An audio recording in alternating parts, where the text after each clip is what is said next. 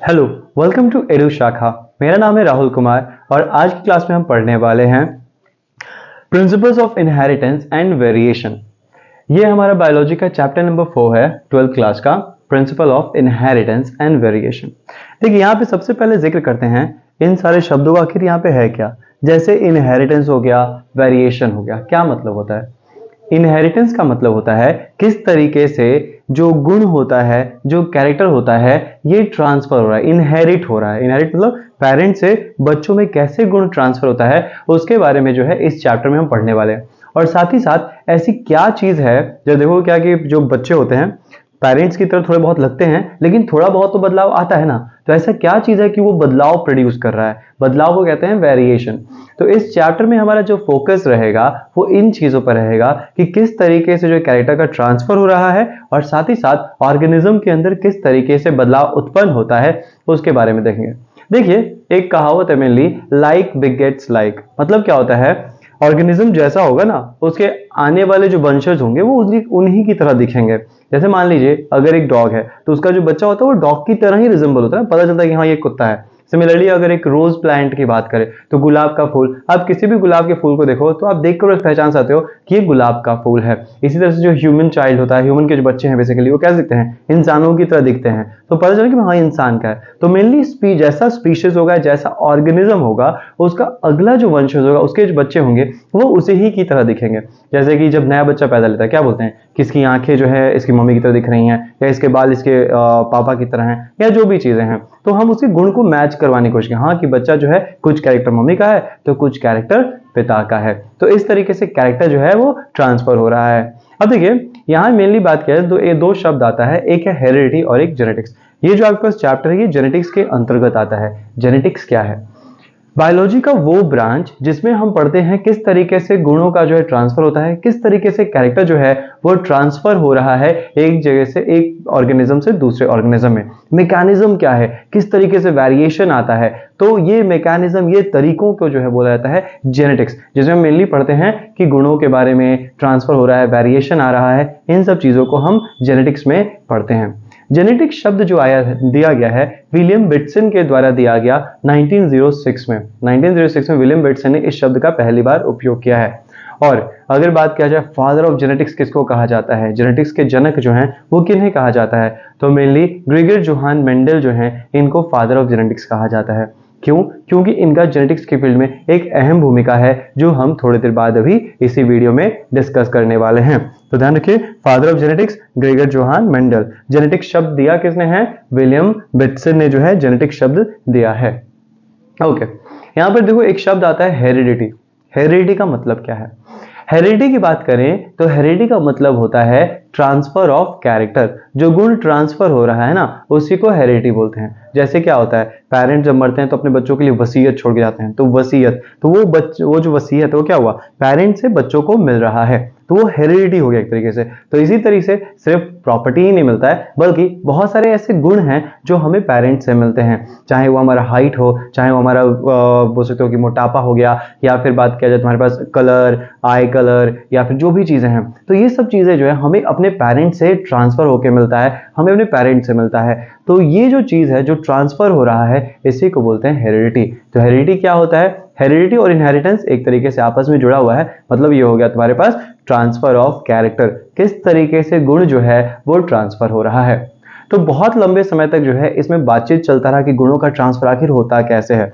तो मेंडल से पहले भी बहुत सारे लोगों ने कोशिश किया कि ये बताने की कि भाई ट्रांसफर कैसे होता है कैरेक्टर को, इसके लिए।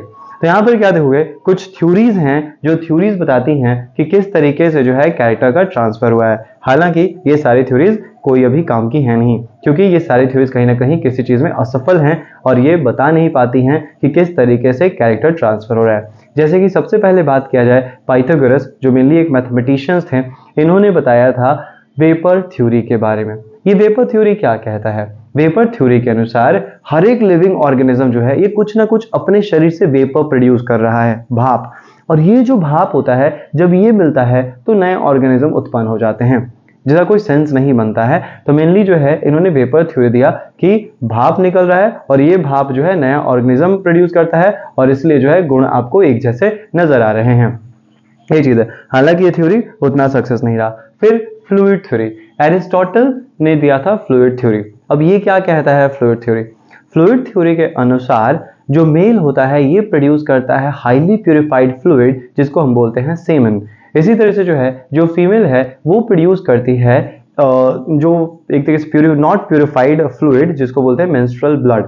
तो मेनली जो ये मेंस्ट्रुअल ब्लड और जब सीमेन मिलता है तो दोनों मिलके जो है नया ऑर्गेनिज्म का निर्माण करता है। तो यहाँ पे निर्माण का तो बताया, बट कैसे कैरेक्टर ट्रांसफर होता है इसके बारे में बताने में ये नाकामयाब रहे। सिमिलरली एक है pre formation theory. Pre formation theory जो है एंटन वॉन लीवेनहुक के द्वारा जो है दिया गया है। एंटन वॉन लीवेनहुक ये पहले व्यक्ति थे जिन्होंने माइक्रोस्कोप की मदद से जो है ह्यूमन स्पर्म नोटिस किया था। साथ ही साथ जो है एंटन वॉन लीवेनहुक ने बताया कि मेनली क्या होता है, जो मेल होते हैं वो स्पर्म प्रोड्यूस करते हैं, सिमिलरली फीमेल भी कुछ सेल्स प्रोड्यूस हो रहा है और दोनों के मिलने से जो है कैरेक्टर ट्रांसफर होता है। बट यहाँ पे अगेन ये इस चीज को एक्सप्लेन नहीं कर पा रहे हैं कि कैरेक्टर का ट्रांसफर किस तरीके से हो रहा है। क्या है, मेल सेमन प्रोड्यूस कर रहा है, फीमेल भी कुछ प्रोड्यूस कर रही है, दोनों आपस में मिल रहा है और इस तरीके से हो रहा है। लेकिन आखिर वो चीज क्या है जो कैरेक्टर ट्रांसफर कर रहा है, उसके बारे में ये बताने में नाकामयाब रहे। उसके अलावा जो है एक आपको थ्योरी मिलेगा, थ्योरी ऑफ पैनजेनेसिस। थ्योरी ऑफ पैनजेनेसिस जो है ये चार्ल्स डार्विन के द्वारा दिया गया था। इस थ्योरी के अनुसार क्या है, थ्योरी ऑफ पैनजेनेसिस के अनुसार चार्ल्स डार्विन ने कहा कि हमारे जो बॉडी पार्ट्स होते हैं ना, हर एक बॉडी पार्ट से कुछ ना कुछ पार्टिकल निकलता है और इस छोटे छोटे पार्टिकल को इन्होंने नाम दिया पैनजिन या फिर जेम्यूल। इन्होंने क्या कहा कि हमारा शरीर है उससे छोटे छोटे पार्टिकल्स निकलते हैं और उस पार्टिकल को नाम दिया गया पैनजिन या फिर जेम्यूल। और ये जो पैनजिन या जेम्यूल है ये चला जाता है हमारे गैमेट्स में और इस तरीके से गैमेट्स जो है वो फ्यूज होता है तो नया ऑर्गेनिज्म बन रहा है। बट कैरेक्टर के बारे में ये बताने में असफल रहे। यहां तक कि इनकी थ्योरी को क्रिटिसाइज किया गया, इनकी थ्योरी को जो है एक तरीके से बोल सकते हो सपोर्ट नहीं किया गया। किसके द्वारा? ऑगस्ट विस्मैन के द्वारा। विस्मैन ने जो है इसके विपरीत एक थ्योरी दी जो कि था theory of continuity of germ plasm. Theory of continuity of germ plasm. अब ये थ्योरी क्या कहता है जर्म प्लाज्म की थ्योरी? तो जर्म प्लाज्म की थ्योरी कहता है मेनली हमारे अंदर दो तरह के सेल्स होते हैं, एक सोमैटिक सेल्स जो नॉर्मल बॉडी सेल्स में है, ये सोमैटिक सेल कहलाते हैं, और एक सेक्स सेल्स। तो ये ऑगस्ट विस्मैन के अनुसार सिर्फ वही सेल ट्रांसफर होता है जो जेनेटिक होता है, जो जर्म सेल होता है। उसके अलावा जो सोमैटिक सेल्स होते हैं वो ट्रांसफर नहीं हो सकते हैं। सिर्फ गैमेट जो है ये ट्रांसफर होता है। हमारे सोमैटिक सेल्स के जो भी कैरेक्टर्स हो वो कभी ट्रांसफर नहीं होता है। जैसे कि सपोज करो एक छिपकली है, छिपकली को अगर हम पूंछ काटते हैं और फिर उसको जो है रिप्रोड्यूस करवाएं, तो ऐसा नहीं है कि अगला जो जनरेशन छिपकली का आएगा वो पूंछ कटा हुआ छिपकली होगा। क्यों? क्योंकि हमने पूंछ काटा तो सोमैटिक सेल में वेरिएशन हुआ, उससे जेनेटिक सेल में कोई फर्क पड़ा ही नहीं, और जब जेनेटिक सेल में फर्क नहीं पड़ा तो वो कैरेक्टर ट्रांसफर होगा ही नहीं।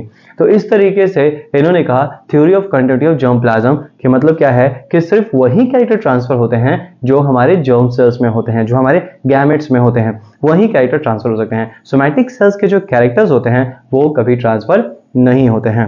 तो ये चीज था, ये कुछ थ्योरीज थी जो दी गई थी मेंडल से पहले। क्या क्या थ्योरी है?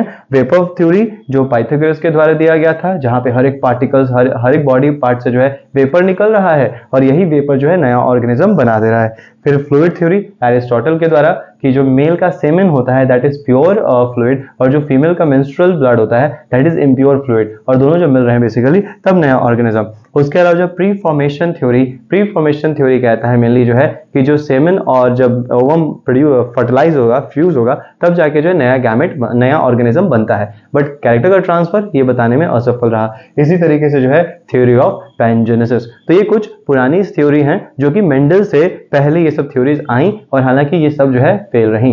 हालांकि मेंडल जो हैं, अगर अब इनकी बात करें मेंडल का क्या थ्योरी रहा, तो ये मेंडल ऑस्ट्रिया में इनका जन्म हुआ था और ये गरीब परिवार से आते थे। मेंडल, ग्रेगर जोहान मेंडल की बात कर रहे हैं यहाँ पे। ये जो है ऑस्ट्रिया में इनका जन्म हुआ और ये गरीब परिवार से आते थे।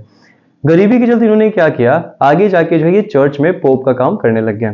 धीरे धीरे 1951 में जो है इनको यूनिवर्सिटी ऑफ वियना में जो है पढ़ने का मौका मिला और जहां पे इन्होंने 2 साल पढ़ाई की और वहां पर इनकी रुचि जग गई हाइब्रिडाइजेशन में, जेनेटिक्स में। और जब ये रुचि जगी तो जब इन्होंने क्या किया, इन्होंने जो है अपना खुद का कुछ एक्सपेरिमेंट्स किया और ये एक्सपेरिमेंट्स इतना सफल रहा। हालांकि जब किए ये तो उस समय तो इनको उतनी मान्यता नहीं मिली, लेकिन 1900 में इनका एक्सपेरिमेंट का जो समय है वो है 1856 से 1863 के बीच में, लगभग जो है 7 इयर्स जो है इनको लग गया एक्सपेरिमेंट करते करते। लेकिन जब इन्होंने एक्सपेरिमेंट किया तब इनके काम को किसी ने पहचाना नहीं, बट आगे जाके 1900 में जो है इनके काम को पहचाना गया। तो पहले हम देखते हैं इनका काम क्या क्या था उसके बारे में। तो अब हम देखेंगे बेसिकली जो है मेंडल ने क्या क्या कार्य किया है उसको लेकर। तो आगे बढ़ते हैं, तो आगे देखते हैं हम जो है मेंडल के बारे में, मेंडल ने क्या क्या कार्य किया है जेनेटिक्स के फील्ड में उसको लेके देखते हैं। तो सबसे पहले तो इन्होंने एक्सपेरिमेंट के लिए चुना गार्डन पी प्लांट को, जिसका साइंटिफिक नेम है पाइसम सैटिवम।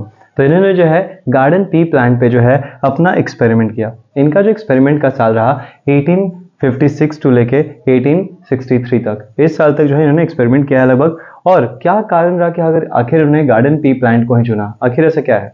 देखिए कुछ कारण है। मेनली देखा जाए तो पी प्लांट जो है इसका लाइफ स्पैन जो होता है वो शॉर्ट होता है। मतलब क्या है, लाइफ स्पैन का मतलब होता है फ्रॉम बर्थ टिल डेथ। तो इसका जो जीवन काल है, जिसको जीवन काल बोलते हैं, तो इसका जो जीवन काल है वो छोटा जीवन काल है, जिसके चलते आप इसमें जो है बहुत सारे प्लांट जो है लगातार ग्रो कर सकते हो और बहुत जल्दी आपको रिजल्ट भी मिल जाएगा। तो शॉर्ट लाइफ स्पैन होने का इसका एक अपना फायदा है कि हम जल्दी जल्दी जो है नोटिस कर सकते हैं जनरेशन दर जनरेशन क्या बदलाव हो रहा है। तो पहला रीजन शॉर्ट लाइफ स्पैन है। उसके अलावा जो पी होता है ये बाइसेक्सुअल फ्लावर प्रोड्यूस करता है। तो बाइसेक्सुअल फ्लावर मतलब हो गया वैसा फ्लावर जिसमें दोनों ही पार्ट्स होते हैं, मेल पार्ट भी और फीमेल रिप्रोडक्टिव पार्ट भी, दोनों ही पार्ट होता है। तो जब बाइसेक्सुअल फ्लावर है तो इस कारण हम इजिली यहाँ पर जो है सेल्फ पॉलिनेशन करवा सकते हैं।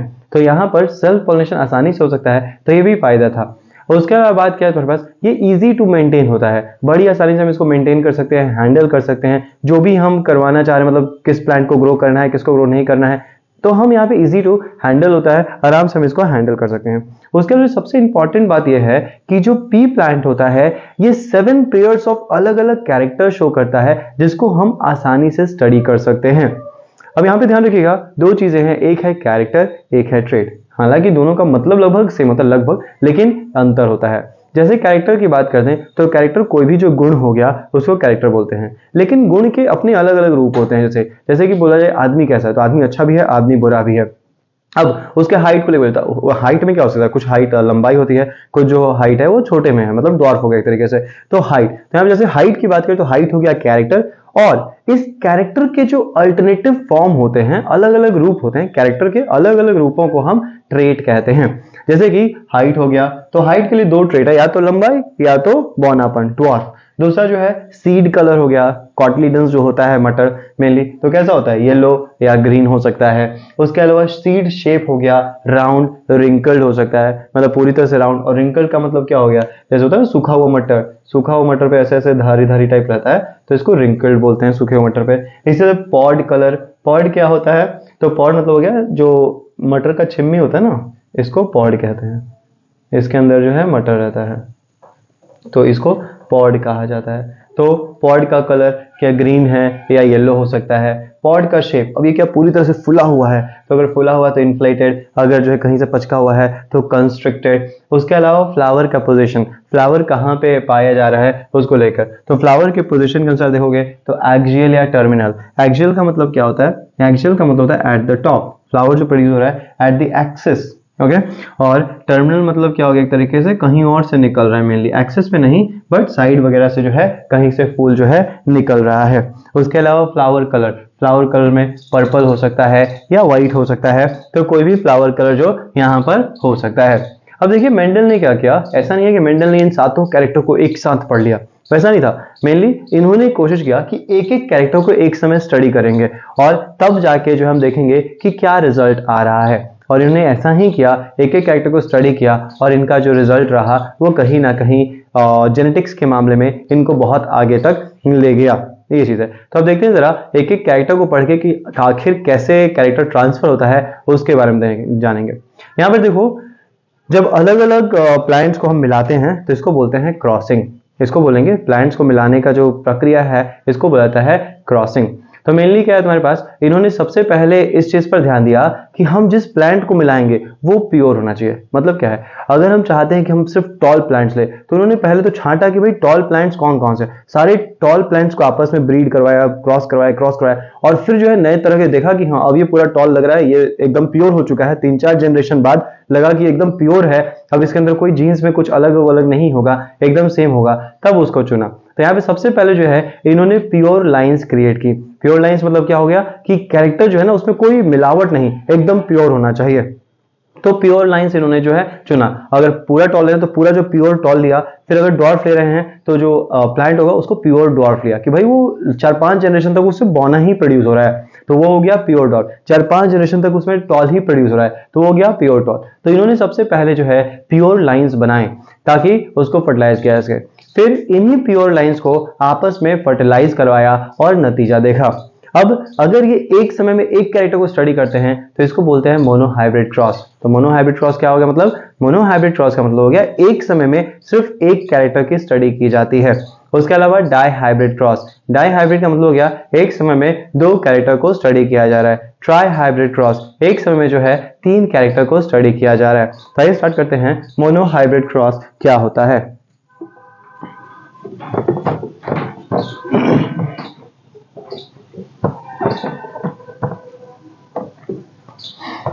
ठीक है, मोनोहाइब्रिड क्रॉस का मतलब हो गया एक कैरेक्टर को हम स्टडी करने वाले हैं। इन्होंने क्या किया, सबसे पहले तो प्योर टॉल प्लांट्स प्रोड्यूस किया, इसको फ्यूज करवाया किसके साथ, प्योर ड्वार्फ प्लांट के साथ। प्योर टॉल लिया और इसको फ्यूज करवाया प्योर ड्वार्फ के साथ। ओके, तो जब दोनों को फर्टिलाइज करवाया गया तो क्या मिल रहा है, इनको मिला, पहला जो जनरेशन बना वो था प्योर टॉल, प्योर नहीं बोलो ऑल टॉल, सारे के सारे जो मिल रहे हैं वो टॉल मिल रहे हैं। अभी प्योर या इम्प्योर है ये पता नहीं, बस हमने प्योर टॉल था, प्योर डॉर्फ था, इसको फ्यूज करवाया तो सारे जो पहले जनरेशन जो बना उसको वो सारे के सारे लंबे थे। ये है पेरेंट्स। ओके, ये हो गया हमारा पहला जनरेशन, इसको बोलते हैं F1 जनरेशन। F का मतलब होता है फीलियल, फीलियल मतलब ऑफस्प्रिंग, ठीक है, बच्चे। तो F1 जनरेशन में क्या मिल रहा है, पहला जो जनरेशन बना उसमें सारे के सारे जो पेड़ हैं वो टॉल बन रहे हैं। अब इन्होंने क्या किया, इन्होंने यही F1 जनरेशन में जो 2 टॉल प्लांट्स को आपस में ही मेट करवाया। बहुत सारे बने होंगे, यहाँ पे मैंने एक लिखा है, इसमें थोड़ी एक ही बना है, बहुत सारे टॉल प्लांट्स बने होंगे। तो इन्हीं में से किसी 2 टॉल प्लांट को जो है आपस में जो है इन्होंने फ्यूज करवाया। और इन्होंने क्या देखा, यहाँ पर जो है अगले जनरेशन में हमें 2 तरह के प्लांट मिल रहे हैं, दोनों के दोनों टॉल है, बट हमें जो है 2 तरह के प्लांट मिल रहे हैं। कुछ टॉल प्लांट्स मिल रहे हैं और साथ ही साथ यहाँ पर ड्वार्फ प्लांट भी मिल रहे हैं। ये हो गया अगला जनरेशन F2 जनरेशन। तो ये, और यहाँ पे उन्होंने क्या नोटिस किया, जो रेशियो है टॉल और ड्वार्फ का वो है 3:1 का रेशियो। मतलब अगर 4 पेड़ बना है तो 4 में से 3 पेड़ जो है लंबा है, 1 पेड़ जो है छोटा है। तो ये जो तुम्हारे पास, तो देखो यहाँ पे सबसे पहले क्या हो रहा है, इन्होंने सबसे पहले तो प्योर लाइंस क्रिएट की कि भाई 4-5 जनरेशन से लंबे लंबे लंबे को फर्टिलाइज करवाते जा रहे हैं तो प्योर टॉल मिल रहा है। इसे प्योर ड्वार्फ 4-5 जनरेशन तक एकदम ड्वार्फ प्लांट को फर्टिलाइज कराएं तो प्योर ड्वार्फ मिल रहा है। अब यहाँ पे जब फर्टिलाइज करवाया गया तो पहला जो जनरेशन रहा, पहले जनरेशन में जितने भी पौधे बने सब के सब लंबे बने। हमने जब प्योर लाइंस को फर्टिलाइज कराया तो सब के सब जो है लंबे बन रहे हैं। बट वहीं जब हमने इन्हीं 2 पहले जनरेशन के 2 पौधों को आपस में जब सेल्फिंग करवाई, आपस में जो फर्टिलाइज करवाया, पहले जनरेशन के 2 पौधों को आपस में सेल्फिंग करवाया, तो क्या देख रहे हैं, हम देख रहे हैं ये जो कैरेक्टर जो पहले जनरेशन में हमको दिखा ही नहीं था, पहले जनरेशन तो सभी के सभी टॉल थे, तो ये जो कैरेक्टर जो पहले जनरेशन दिखा नहीं था ये वापस से सेकेंड जनरेशन में आ गया है। और ये जो है यहाँ पे अगर रेशियो की बात की जाए तो टॉल जो है 3 और डॉर्फ जो है 1, तो 3:1 के रेशियो में जहाँ प्रोड्यूस हुआ है। आखिर ये हुआ कैसे, तो इसके लिए मेंडल ने क्या कहा, इसके लिए इस सब के आधार पे मेंडल ने अपना नतीजा दिया और बोला कि बेसिकली क्या है, ऑर्गेनिज्म के अंदर जो गैमेट्स होता है ना, इसमें कुछ है जिसको इन्होंने नाम दिया फैक्टर। इस समय डीएनए या जीन जो है नहीं पता था इनको, तो इसलिए मेनली जो है ये जीन शब्द का प्रयोग नहीं करते हैं। इन्होंने जिस शब्द का उपयोग किया है वो है फैक्टर। तो इनके अनुसार क्या है, ऑर्गेनिज्म के अंदर फैक्टर होता है, और ये जो फैक्टर है ऑर्गेनिज्म के अंदर फैक्टर होता है, और हर एक ऑर्गेनिज्म में 2 फैक्टर होता है।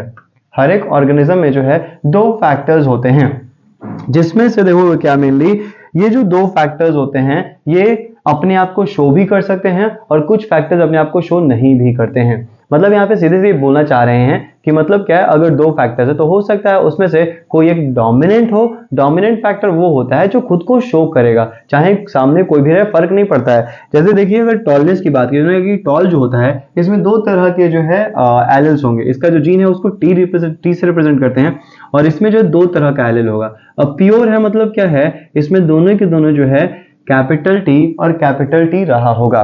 सिमिलरली प्योर ड्वार्फ है तो इन्होंने बताया कि जो ड्वार्फ कैरेक्टर होता है, क्योंकि ये दब गया है तो ड्वार्फ कैरेक्टर क्या है, ड्वार्फ कैरेक्टर रिसेसिव है। क्योंकि पहले जनरेशन में अगर आप देखोगे तो पहले जनरेशन में आपको ड्वार्फ कैरेक्टर नहीं दिख रहा है, तो कहीं ना कहीं ड्वार्फ कैरेक्टर पहले जनरेशन में दब चुका है। पहले जनरेशन में सिर्फ टॉल दिख रहा है, मतलब ये जो टॉल है ये क्या है, ये डोमिनेंट है, ये खुद को शो करेगा ही करेगा। तो यहाँ पर टॉल कैरेक्टर डोमिनेंट होता है, ड्वार्फ कैरेक्टर रिसेसिव होता है, और जिस कारण पहले जनरेशन में आपको जो है सिर्फ और सिर्फ जो है टॉल प्लांट ही मिल रहा है। बट दूसरे जनरेशन में कुछ ऐसा हुआ है कि टॉल प्लांट्स थे बट इसके बावजूद ही ड्वार्फ प्रोड्यूस हुआ है। तो ये कैसे हुआ है, जरा इसको एक बार जेनेटिक कॉम्बिनेशन या फिर एलिल्स के द्वारा समझने की कोशिश करते हैं, आखिर ये हुआ कैसे। तो देखो मेनली जो है, सपोज करिए हमने प्योर टॉल प्लांट्स और प्योर ड्वार्फ प्लांट्स को फर्टिलाइज करवाया। प्योर टॉल का मतलब क्या हो गया, दोनों सेम जीन रहेगा, कैपिटल टी कैपिटल टी, ठीक है। यहाँ पे टॉल को हम रिप्रेजेंट कर रहे हैं कैपिटल टी से और ड्वार्फ को रिप्रेजेंट करेंगे स्मॉल टी से। तो सपोज करो प्योर टॉल है, ये हो गया पेरेंट्स में, तो पेरेंट्स में जीन कॉम्बिनेशन है कैपिटल टी और ये हो गया small T small T. Suppose करो ये है मेल और ये है फीमेल। अब देखो कभी भी जब रिप्रोडक्शन होगा तो सबसे पहला जो होता है ये होता है गैमेट का फॉर्मेशन। तो सबसे पहले बनता है गैमेट, ठीक है। तो यहाँ पर भी गैमेट बनेगा, गैमेट क्या है, सेक्स सेल्स मेनली, तो यहाँ पर भी गैमेट बनेगा। अच्छा गैमेट में अगर यहाँ पे दो जीन है तो इसमें जाएगा कौन, एक ही, दोनों नहीं जाएगा, तो यहाँ पर जो है कोई एक चला गया। सिमिलरली फीमेल में भी गैमेट बनेगा स्मॉल टी, ओके। अब देखो यहाँ पे ऐसा नहीं कि एक ही गैमेट, बहुत सारे गैमेट बनेंगे, लेकिन क्योंकि सब तो कैपिटल टी ही ना है तो सब में कैपिटल टी आएगा, तो कोई 10 को बनाने का जरूरत नहीं है। यहाँ पर भी क्योंकि दोनों सेम ही हैं तो कोई एक जाना है तो दोनों कुछ भी लिख दो, कोई फर्क नहीं पड़ता है। अब इन दोनों को जब फ्यूज करवाएंगे तो हमें क्या मिल रहा है, कैपिटल टी स्मॉल टी। अब देखिए यहाँ पे जो ये दो एलिल्स हैं इसको बोलेंगे जीन, और जीन का जो अल्टरनेटिव फॉर्म होता है उसको एलिल्स बोलते हैं। जैसे ये एक एलिल है, ये भी एक एलिल हो गया, ठीक है। तो जो एलिल्स हैं इसमें क्या देखोगे, एक एलिल जो है ये डोमिनेंट है और दूसरा जो एलिल है ये रिसेसिव है। और इस कारण क्या हुआ है, ये जो डोमिनेंट एलिल है इस रिसेसिव एलिल को इसने दबा दिया है और इस कारण पहला जो जनरेशन बना F1 जनरेशन, इस F1 जनरेशन में क्या देखोगे, जो भी प्लांट है क्योंकि डोमिनेंट वाला कैरेक्टर शो होता है तो ये सारे के सारे जो है टॉल नजर आएंगे। बट बाहर से देखने में ये टॉल नजर आ रहा है, बट अगर आप देखोगे ये भी टॉल है और ये ड्वार्फ था। अगर देखो तो ये टॉल है, ये भी टॉल है, बट दोनों के जेनेटिक कॉम्बिनेशन में अंतर है। यहाँ पे जो ये टॉल है ये कैपिटल टी कैपिटल दोनों सेम है, ये प्योर है, बट इसको एक तरीके से बोला गया हाइब्रिड, क्योंकि यहाँ पे दो अलग अलग जीन का कॉम्बिनेशन, दो अलग अलग एलिल्स दिख रहे हैं, एगो कैपिटल टी एगो स्मॉल टी। हालांकि कैरेक्टर क्या है, टॉल है। अब क्या किया जा रहा है, अब क्या किया जा रहा है कि इसी F1 जनरेशन में से हम सेल्फिंग करवाएंगे, आपस में किन्हीं दो प्लांट्स को उठा के जो है हम फ्यूज करेंगे। ये क्या कर रहे हैं, सेल्फिंग। तो सेल्फिंग करें यहां से। अब पहला काम है गैमेट का निर्माण, यहां से गैमेट बनेगा। अब देखो कुछ गैमेट होगा जिसमें कैपिटल टी होगा, कुछ गैमेट होगा जिसमें स्मॉल टी भी जाएगा। अब यहां से दो तरह के गैमेट्स बनेंगे, कुछ में कैपिटल टी कुछ में स्मॉल टी। सिमिलरली यहां पर भी जो है दो तरह गैमेट बनेगा, कैपिटल टी और small T, okay. Capital T small T, यहां भी कैपिटल टी स्मॉल टी। अब जब ये आपस में फर्टिलाइज करेगा तो ये हो गया कैपिटल टी स्मॉल टी, इसको इसके साथ मिलाओ, ये हो जाएगा कैपिटल टी, ओके। यहां से कैपिटल टी, इसका स्मॉल टी, यहां पे स्मॉल है यहां पे कैपिटल। हमेशा डोमिनेंट को आगे रखेंगे, रिसेसिव को बाद में रखते हैं। ये हो गया। तो यहां पर क्या देख रहे हो, देखो कैपिटल टी कैपिटल प्योर जो है आपको एलएस दिख रहे हैं यहाँ पे, दोनों के सेम, दोनों सेम। इन दोनों में देखोगे तो कैपिटल एगो स्मॉल, और इसमें दोनों के दोनों जो है स्मॉल है। तो मेनली क्या हो जाएगा, यहाँ पर आप देखोगे तो ये जो तीनों प्लांट है ये टॉल प्लांट है, और वहीं ये वाला जो प्लांट हो जाएगा ये ड्वार्फ हो जाएगा। और इस कारण सेकेंड जनरेशन जो है F2 जनरेशन में आपको दिखाई देगा क्या, जो ड्वार्फ कैरेक्टर है वो वापस आ चुका है। तो ये चीज है तुम्हारे पास। अब देखिए यहाँ पे आपको दो शब्द मिलेंगे,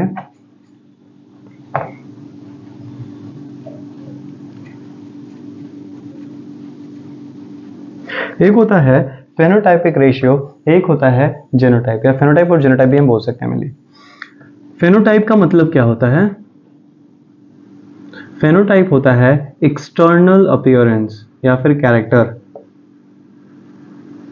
जैसे कि बात करते हैं यहाँ पे एक्सटर्नल कैरेक्टर क्या है, या तो ड्वार्फ या तो टॉल, वो तो हमें बाहर से दिख रहा है भाई, लंबा है तो लंबा, बौना है तो बौना। तो एक्सटर्नल कैरेक्टर क्या है, टॉल और ड्वार्फ। तो अगर आप देखोगे बेसिकली यहाँ पर कई को प्लांट टॉल है, तो ये 3 प्लांट टॉल है और एक वो ड्वार्फ है। तो यहाँ पर जो रेशियो हो जाता है 3:1। तो इस रेशियो को बोलते हैं 3:1 का जो रेशियो, इसको बोलते हैं फेनोटाइपिक रेशियो, मतलब बाहर से जो दिख रहा है वो ratio, phenotypic ratio.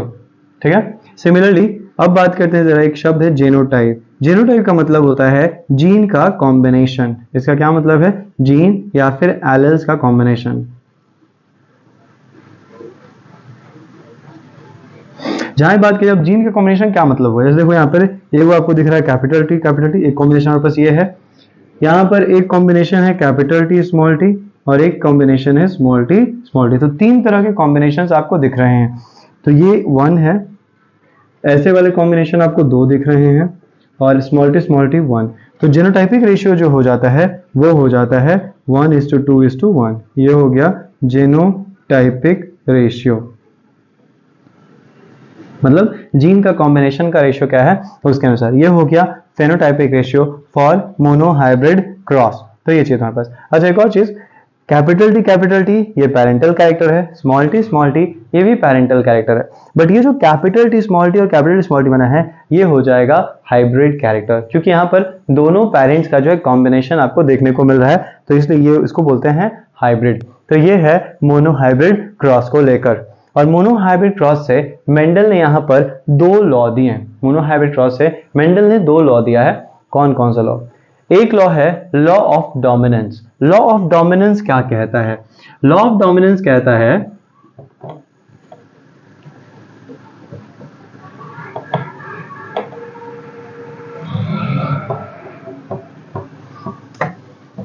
Monohybrid cross से 2 लॉ। पहला लॉ है लॉ ऑफ डोमिनेंस, कहता है कैरेक्टर जो ट्रांसफर होता है वो क्यों होता है, वो फैक्टर्स की वजह से होता है, और ये जो फैक्टर्स होते हैं ये पेयर में पाए जाते हैं, और हर एक पेयर को बोला जाता है alleles. Each pair of factor को हम क्या बोलेंगे, तो ईच फॉर्म या फिर पेयर को बोलेंगे ईच फॉर्म,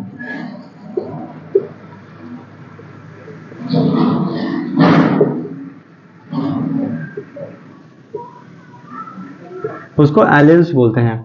अब इन एलिल्स में क्या देखोगे, इन एलिल्स में से एक एलिल डोमिनेंट होता है, एक एलिल रिसेसिव होता है। डोमिनेंट एलिल कौन सा होता है, डोमिनेंट एलिल वो होता है जो हमेशा ही खुद को शो करता है, और दूसरा जो रिसेसिव है जो खुद को शो नहीं करेगा। कब शो करेगा, तब शो करेगा जब उसी की तरह कोई सामने आएगा तभी शो करेगा। जब देखो मेनली फैक्टर्स पेयर में है, तो अगर मान लो एक जगह कैपिटल टी है तो सामने कैपिटल टी है, कोई फर्क नहीं पड़ता है, ये हमेशा ही टॉल दिखेगा। एक कैपिटल टी है और अगर स्मॉल टी आ रहा है तो कैपिटल टी स्मॉल टी पर हावी हो जाएगा, और जिस कारण ये अपना कैरेक्टर ना शो करके ये भी आपको टॉल ही नजर आ रहा है। लेकिन जब स्मॉल टी रहेगा और सामने स्मॉल टी आएगा, मतलब दोनों आइडेंटिकल होंगे, तो आइडेंटिकल कंडीशन में ही ये अपना कैरेक्टर शो कर सकता है। तो ड्वार्फ एलिल मेनली वो एलिल है जो हमेशा खुद को शो नहीं करेगा, बट जब सामने आइडेंटिकल एलिल आएगा तब अपने कैरेक्टर को जो है शो करता है। तो यहाँ पर जैसे, और मेनली वो कैरेक्टर जो हमेशा ही खुद को शो हो रहा है वो हो जाता है डोमिनेंट कैरेक्टर, और वो कैरेक्टर जो खुद को शो नहीं कर पा रहा है ये हो जाता है रिसेसिव कैरेक्टर। तो पहला जो लॉ दिया इन्होंने, लॉ ऑफ डोमिनेंस, क्या कहता है, फैक्टर के कारण जो है और जो कैरेक्टर वो ट्रांसफर हो रहा है, और यहाँ पे ये जो फैक्टर है ये इसके अलग अलग फॉर्म्स होते हैं जिसको हम एलिल्स बोलते हैं। एलिल्स में एक डोमिनेंट एलिल हो सकता है, एक रिसेसिव एलिल होता है। डोमिनेंट एलिल जो हमेशा ही खुद को एक्सप्रेस करेगा और रिसेसिव एलिल जो है ये हमेशा खुद को एक्सप्रेस नहीं करता है। तो ये चीज आपके पास लॉ ऑफ डोमिनेंस। ओके, दूसरा जो लॉ दिया इन्होंने, लॉ ऑफ सेग्रीगेशन। सेग्रीगेशन का मतलब होता है सेपरेशन। तो दूसरा लॉ है लॉ ऑफ सेग्रीगेशन।